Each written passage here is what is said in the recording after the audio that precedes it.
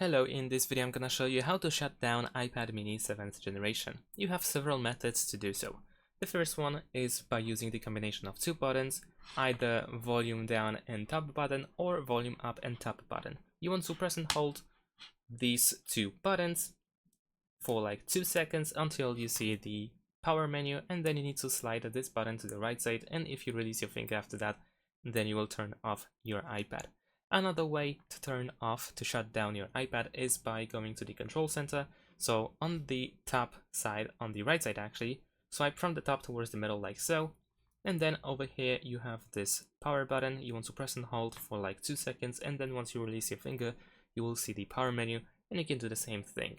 And another way to shut down your iPad is by going to settings, and then in the settings you want to go to general, and once you scroll all the way down you will find the shutdown button, and then once again you can slide to power off.